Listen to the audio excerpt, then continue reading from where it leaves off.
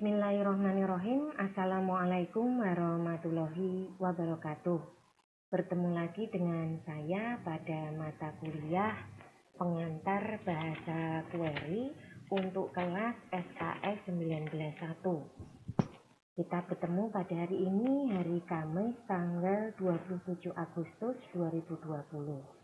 Pada catatan saya, untuk kelas SKS 191 ini masuk pada pertemuan yang ke-7 ya. Nah, pada pertemuan ke-7 ini nanti saya akan mereview beberapa materi yang pernah kita bahas sebelumnya, tetapi hanya pada intinya saja.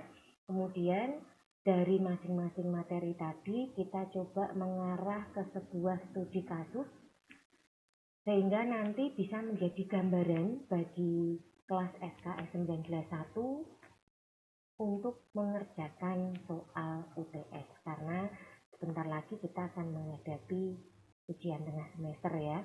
Nah, mungkin sebelumnya juga saya ingatkan bagi yang mungkin masih memiliki tanggungan baik dari sisi tugas maupun kuis harian itu untuk bisa melengkapi ya, mungkin kita bisa cek sebentar dari tugas kelas SKS 191. Kita lihat dari nilai. Kalau saya lihat dari yang sudah itu memang dari kelas SKS 191 ini rajin-rajin ya. Jadi jarang sekali yang 0 semua atau kosong semua untuk tugas maupun kuis hariannya. Nah, ini kalau saya lihat mungkin punyanya Mas Barisa ini masih kurang untuk kuis DPMS. Kemudian Mas Faisal Ahmad itu untuk kuis anomali. Kemudian Mas Mujib Rohman itu untuk tugas normalisasi dan kuisnya. Jadi ini beda-beda, ada tugas ada kuisnya. Kemudian satu lagi ini Mas Rizky Firmansyah masih kurang untuk kuis normalisasinya, dan Mas Wahyu Dika. Jadi kepada beberapa mahasiswa yang tadi saya sebutkan namanya, nanti bisa segera menghubungi untuk melengkapi tugas maupun kuis yang kemarin belum sempat mengumpulkan, seperti itu.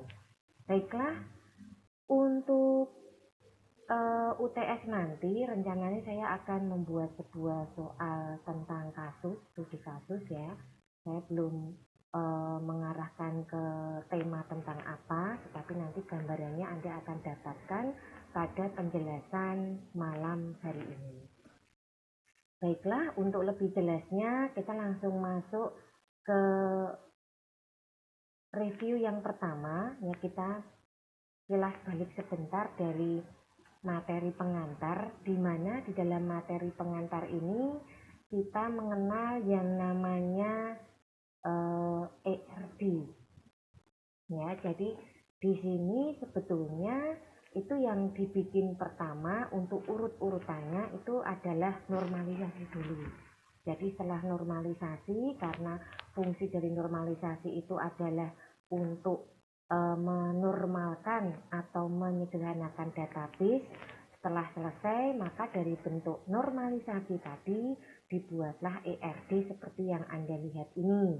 Nah, nanti setelah ERD selesai dibuat, kita baru membuat yang namanya DFD ya, yang materi kemarin terakhir saya jelaskan pada minggu sebelumnya.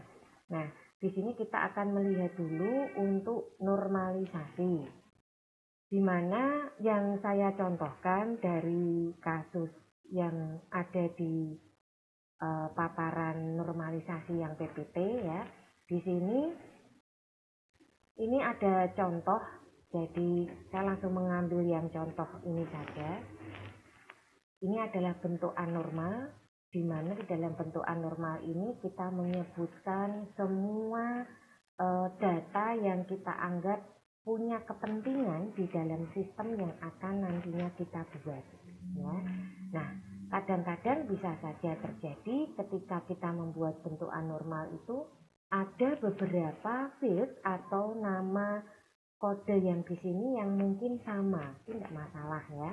Karena dalam bentuk anormal ini mau kembar 3, 4 itu nggak masalah karena memang bentuknya belum disederhanakan. Nah, berikutnya untuk bentuk normal yang pertama. Bentuk normal pertama di sini, ini sudah mulai terjadi perbedaan yang mencolok itu ada nama. Ya, jadi kalau yang tadi ini kan masih hanya menyebutkan kira-kira apa yang dibutuhkan kalau kita membuat sebuah sistem informasi penjualan, misalkan seperti itu. Nah, kita menyebutkan ada ID produk, ada nama, ada kategori, ada tipe, ada stok, telepon, nama, alamat, dan sebagainya. Nama pun mungkin nama yang berbeda-beda yang dimaksud ya, bisa jadi nama yang pertama ini untuk nama produk, kemudian nama yang kedua ini untuk nama konsumen atau pelanggan. Nah, jadi untuk lebih jelasnya mungkin kalau dibentuk normalisasi yang nanti sudah disederhanakan, istilah-istilah yang kiranya masih rancu tadi itu bisa diperbaiki untuk penamaannya. Nah, di sini kita lihat ciri khas utamanya sudah ada nama master. Ya, jadi di sini ada nama utama. Kemudian di bagian filternya ini mulai terjadi filter, jadi kira-kira yang memang tidak ada kontribusi untuk pembuatan sistem informasi penjualan ya tidak kita masukkan ya, satu. Kemudian yang kedua, sekiranya ada nama-nama yang mungkin sama begitu ya, tetapi mungkin punya fungsi yang berbeda, itu bisa coba untuk dibedakan dari sisi penamaan. Jadi di sini mungkin bisa direvisi, dari nama itu mungkin dikasih underscore produk, kemudian nama di sini dikasih underscore ada istilahnya pelanggan, misalkan seperti itu ya. Nah, kemudian setelah kita masuk ke normal bentuk yang kedua, itu terjadi perbedaan lagi. Jadi setelah tadi kita sudah mengumpulkan betul-betul data yang dibutuhkan, terus kita kasih master atau nama, untuk normal kedua ini kita mulai memisahkan tabel yang betul-betul tabel master. Ya, jadi mulai muncullah di sini ada tabel konsumen, kemudian ada tabel produk. Ya. Nah, untuk tabel konsumen ini ada ID member, ada nama, ada password, ada telepon, dan lain-lain. Sedangkan untuk tabel produk ini ada ID order, ada kode pesan, ada kode barang, dan seterusnya. Nah, di sini kita melihat berarti yang tadi utama tadi bagaimana? Ya hilang ya. Jadi ini tidak dipakai lagi nama utama ini karena sudah dipecah atau sudah disederhanakan menjadi tabel konsumen dan tabel produk, di mana kedua tabel ini merupakan tabel master. Nah, berikutnya di sini kita masuk ke normal bentuk ketiga. Di dalam bentuk ketiga ini sudah ada relasi, ya, sudah ada relasi. Nah, kalau kita lihat untuk normalnya di sini relasinya adalah jual, di mana tabel jual ini terbentuk karena hubungan antara tabel konsumen dengan tabel produk seperti itu. Nah, di sini mulai terlihat juga setelah ada tabel transaksi, yang kedua itu ada primary key. Ya, jadi di dalam tabel konsumen ini yang menjadi primary key adalah ID member, secondary key-nya adalah kode pesan. Kemudian untuk tabel produk yang menjadi primary key-nya adalah kode barang. Ya. Nah, setelah masuk ke tabel transaksi, di sini kita lihat bahwa masing-masing kunci tadi akan menjadi secondary key di tabel transaksi, tidak menjadi primary key. Nah, ini yang kita lihat dari hasil bentuk normal yang ketiga. Jadi bisa kita simpulkan bahwa normalisasi itu sekali lagi intinya adalah menyederhanakan sebuah tabel. Proses yang dibuat dari bentuk anormal, kita cantumkan dulu semua data yang kira-kira dibutuhkan untuk membuat sistem. Nah, kemudian langkah yang kedua, kita sudah memfilter nama-nama yang memang betul-betul terpakai dan nanti akan berkontribusi pada pembuatan sistem. Kemudian kita beri nama master misalkan. Nah, kemudian langkah berikutnya adalah menentukan tabel master dari normal yang pertama tadi. Maka terbentuklah dua tabel konsumen dan produk. Nah, kemudian normal yang ketiga itu sudah terjadi tabel transaksi yang merupakan efek hubungan antara tabel konsumen dengan tabel produk. Itu tadi untuk proses normalisasinya. Nah, kemudian dari normal tadi kita bergerak ke ERD ya. Jadi di sini pada contoh yang ada di slide ini adalah tabel produk dan tabel konsumen dengan relasi jual. Nah, di sini kita lihat ada hubungan atau kardinalitas yang harus diuji dari kedua tabel tersebut. Jika kardinalitasnya adalah many to many, maka akan terjadi sebuah tabel baru, yaitu tabel jual. Ya, dengan catatan pengujian seperti ini. Apakah satu produk, satu jenis produk bisa dibeli oleh banyak konsumen? Ya, jawabnya seperti itu. Kemudian kita balik. Apakah satu konsumen bisa membeli banyak jenis produk? Jawabnya iya. Jika kondisi pengujian ini sama-sama iya, jawabnya yes ya, maka di sini terpenuhi syarat untuk many to many dan muncullah tabel baru, yaitu tabel transaksi. Tetapi jika Anda balik kok nggak bisa, itu tidak akan muncul tabel transaksi. Karena dalam ERD yang memunculkan tabel baru itu hanya hubungan many to many saja. Kita ketahui ada 3 buah hubungan, one to one, one to many, dan many to many. Yang menghasilkan tabel baru hanya many to many saja. Sedangkan one one dan one many tidak, ya. Nah, dicontohkan untuk one to one misalkan apa? Ya, sebagai contoh misalkan satu mahasiswa punya satu nomor induk mahasiswa. Tidak mungkin satu nomor induk dipakai oleh beberapa mahasiswa. Kemudian one many bisa dicontohkan ya di sini bahwa satu dosen itu bisa mengampu banyak mahasiswa, misalkan seperti itu. Ya, jadi kita bisa melihat seperti itu, atau mungkin yang contoh yang lain lagi adalah satu pimpinan atau direktur itu bisa membawai beberapa karyawan. Itu contoh dari one to many ya. Nah, dalam kasus ini dari normalisasi yang kita buat tadi, kalau dicek memang hasilnya ada 3 ya. Jadi di sini ada 1, 2, 3. Jadi ini pun kita anggap sebagai tabel karena dia memiliki field atau anak di sini sebagai efek dari relasi antara tabel produk dengan tabel konsumen. Nah, itu tadi untuk ERD-nya. Kemudian untuk satu lagi adalah DFD ya. Nah, untuk DFD kemarin saya kira Anda sudah paham karena masih mengingat kemarin yang tugas gitu ya. Kemarin kita kan ada tugas membuat DFD ya. Nah, di sini kita lihat untuk tugasnya itu sudah ada beberapa yang betul juga ya. Jadi nilainya juga sudah kita bisa lihat di situ.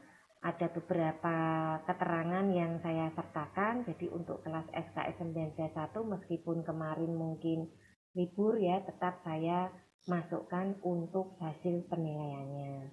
Nah, untuk tema pada malam hari ini kita membahas studi kasus yang nanti rencananya menjadi gambaran bagi Anda untuk UTS ya. Jadi UTS-nya seperti apa, Bu? Ya kira-kira seperti ini. Nah, ini akan kita lihat dulu.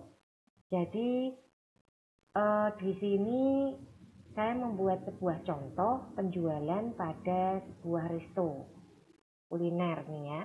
Nah, di sini memberikan gambaran tentang bentuk anormal dari database yang ada di sebuah resto.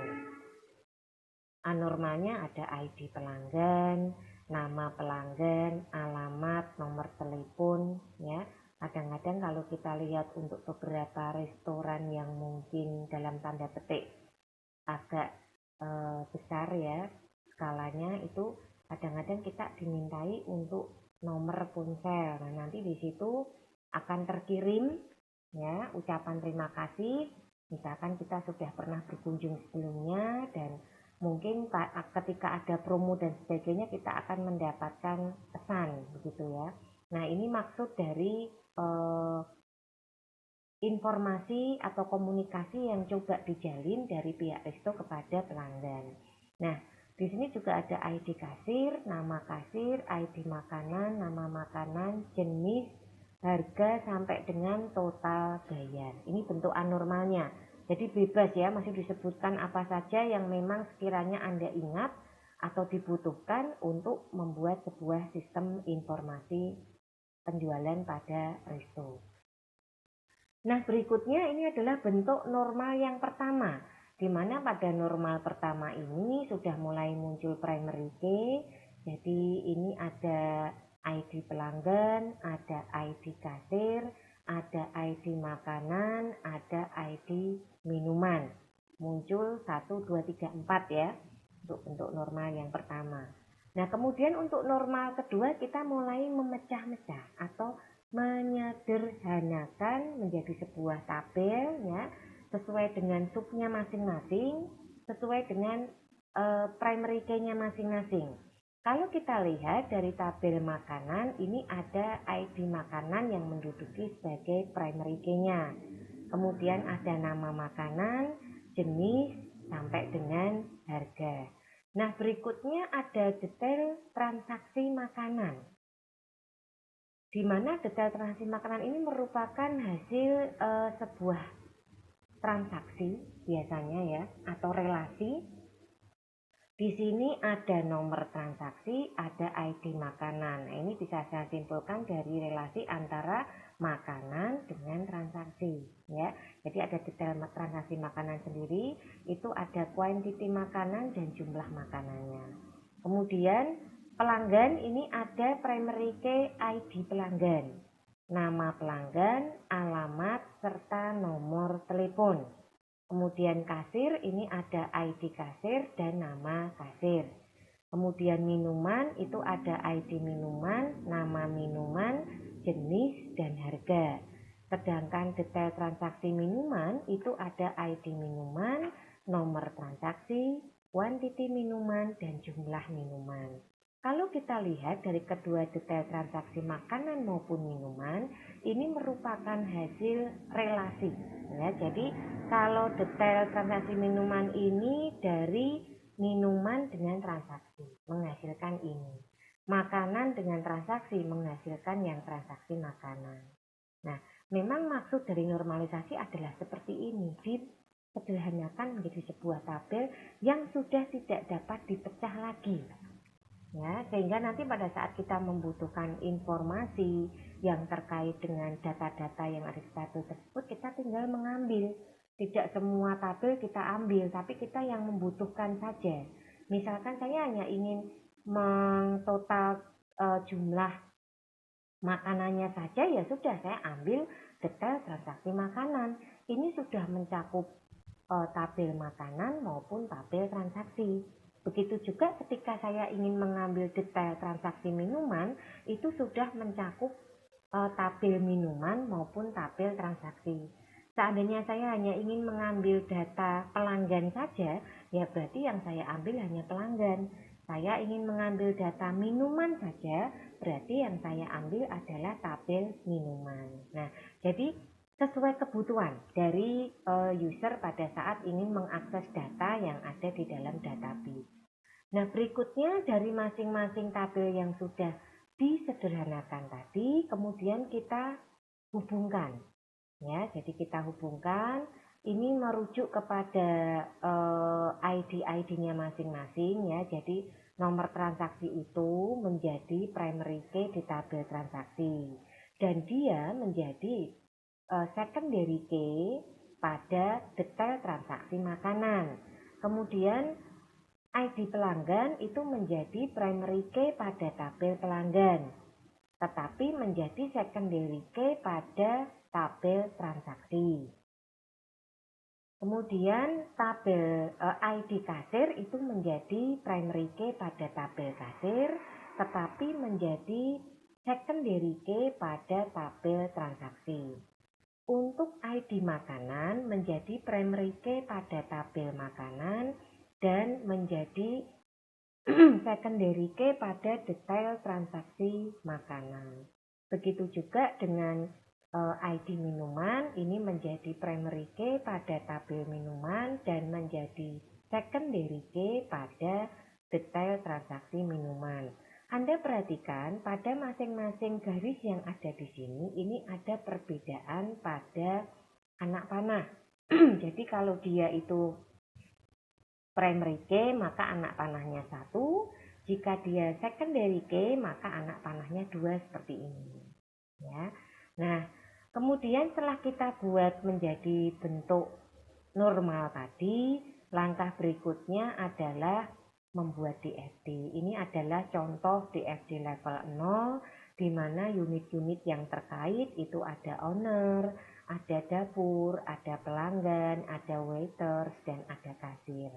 Ini membuat sistem informasi restoran, ya, di mana kita melihat bahwa dari sistem informasi tadi, yang pertama itu laporan transaksi harian masuk dari kasir dan dia mendapatkan data pesanan selesai diproses. Untuk pesanan masuk itu muncul dari siswo ke dapur. Dari dapur mengeluarkan data pesanan selesai diproses yang nanti akan masuk ke bagian kasir. Nah, kemudian pelanggan ini menampilkan menu dari siswo tadi ke pelanggan. Untuk waiters menginput data pesanan, ya. Sedangkan owner ini menampilkan laporan secara keseluruhan. Ini adalah contoh DFD sederhana dari pembuatan siswo di restoran. Kemudian pada DFD level 1 digambarkan seperti ini, di mana digitnya 1, 2, 3 urut, ya. Jadi dimulai dari sistem order food, kemudian sistem proses dapur, dan sistem pembayaran. Nah, untuk sistem order food ini mulai dari pelanggan dengan waiters yang berkepentingan. Sedangkan sistem proses dapur ini dari waiters tadi memasukkan inputnya, kemudian dari sistem ini menuju ke dapur, ya. Dari dapur tadi akan memberikan feedback berupa hasil pesanan tadi. Nah, kemudian untuk sistem pembayaran langsung dikirimkan ke bagian kasir. Nah, di sini akan dicatat mengenai laporan pembayaran.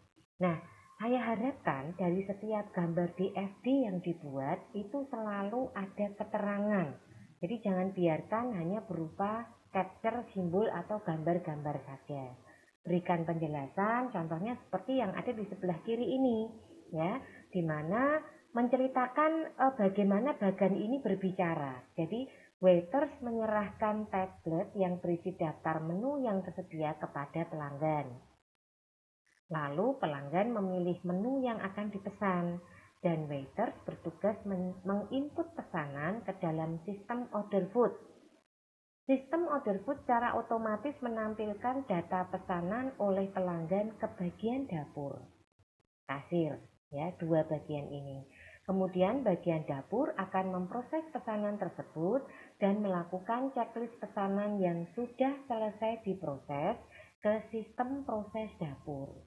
Jadi yang sudah selesai dikasih checklist, ya. Kemudian sistem proses dapur mengirimkan informasi ke bagian kasir dengan lewat sistem pembayaran. Bagian kasir akan melakukan cek terhadap data transaksi sebelum mencetak bill. Biasanya nanti kan pada saat kita membayar itu ada pertanyaan dari kasir. Meja nomor berapa? Apakah benar ini tadi yang dipesan, ya? Apakah A, B, C? Kalau Anda sudah oke, baru nanti akan dicetak. Nah, ini pengecekan yang biasanya dilakukan oleh kasir. Kemudian kita masuk pada DFD level 2. Ini ceritanya lebih memperjelas untuk per unitnya. Kalau kita lihat tadi order makanan kan di bagian satu ini. Nah, ini ceritanya order makanan itu diperjelas lagi menjadi subnya, makanya kepalanya tetap satu di sini. 1.1, 1.2, 1.3 itu karena subnya proses satu, seperti itu.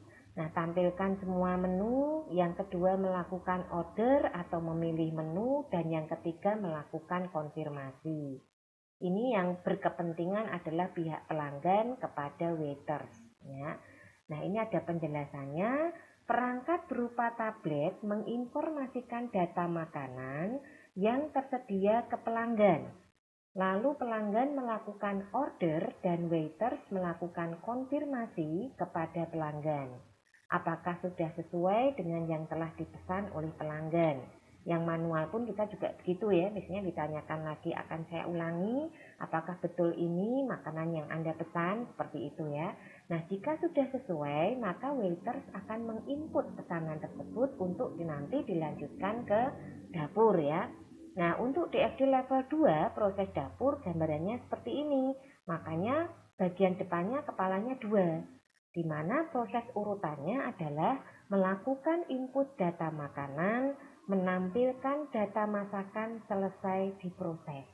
Hubungannya adalah waiters, dapur, kasir, dan waiters nanti akan disajikan kepada pelanggan.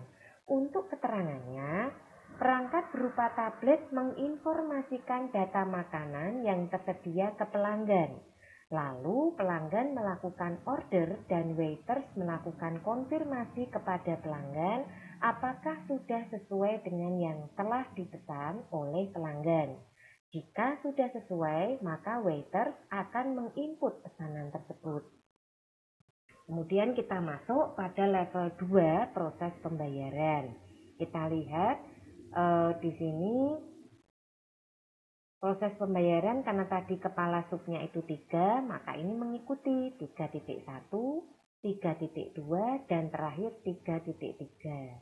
Di mana untuk 3.1 itu prosesnya adalah proses transaksi pembayaran, kemudian pengecekan dan laporan transaksi.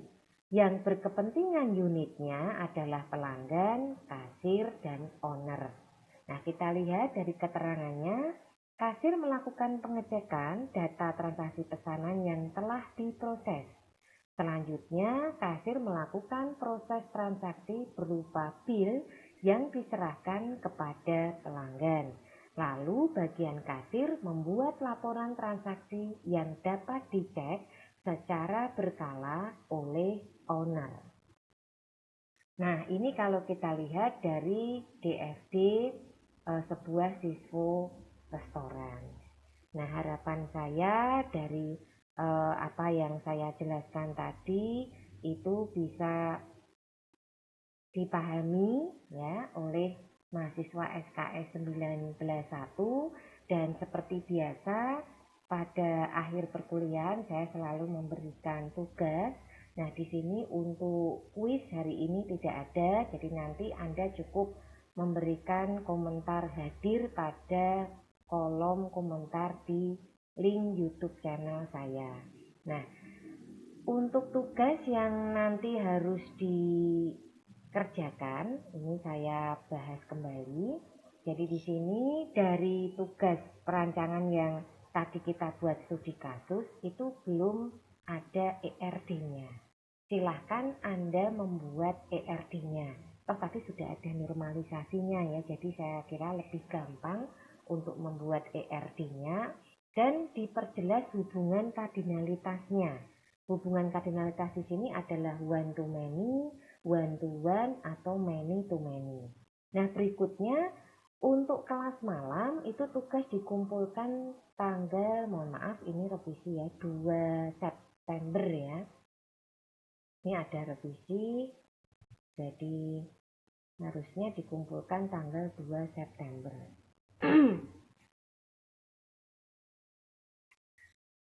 Nah, karena Anda kelasnya malam, ini jauh lebih awal untuk mengumpulkannya.